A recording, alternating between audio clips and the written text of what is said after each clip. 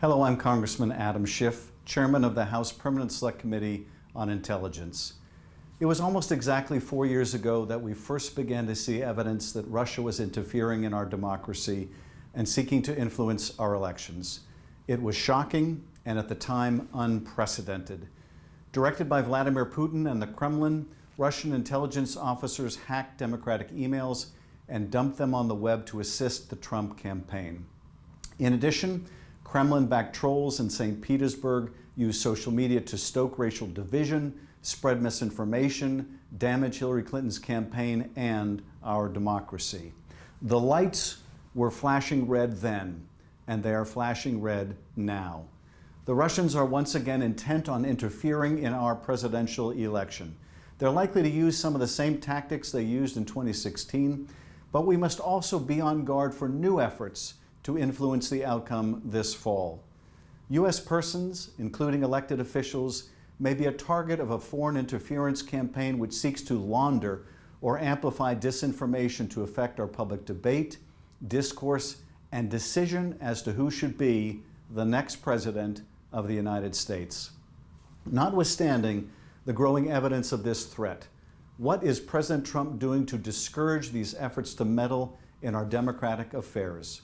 I will tell you, nothing, not one thing, quite the contrary.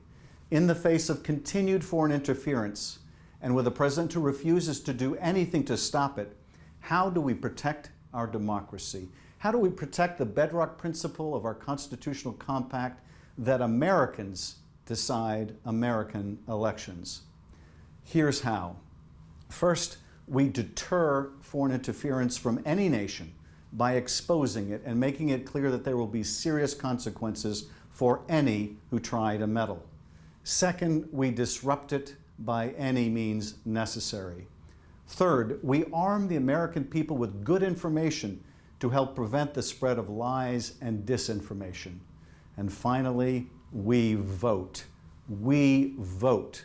Because as significant as the threat of foreign interference is to our elections, there is something even more dangerous to the health of our democracy, and that is domestic efforts to prevent Americans from voting by closing down polling stations, limiting the days and time for voting, imposing deliberately burdensome voter ID requirements, purging voter rolls, and discrediting in advance the votes of millions of Americans who must vote by mail during a pandemic.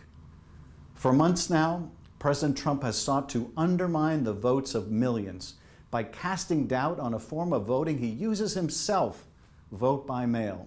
And the president knows exactly what he's doing. By suppressing the vote and seeking to disenfranchise people, he is trying to help himself, not the nation. By attacking vote by mail, by forcing people to choose between their health and their vote, he is trying to help himself, not the nation. And by seeking to discredit the results of our election before it even takes place, he is trying to help himself, not the nation. Doing all of these things, and at the same time, Donald Trump may end up doing more damage than any foreign government could by refusing to accept the results of the election or allowing a peaceful transition of power. If this is his ambition, he will not succeed. This week, we lost a pioneer, a leader, and a giant on whose shoulders we all stand, Congressman John Lewis. His memory is a blessing to all of us and must be a guiding light.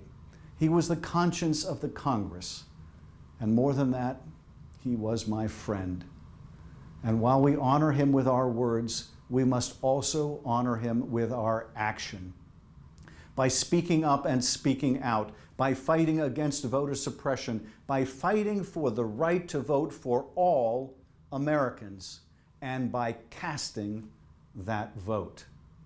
The president may try to tear down our democracy, but we will build it up. And come November, we will make sure of one thing, that Americans decide American elections. Thank you.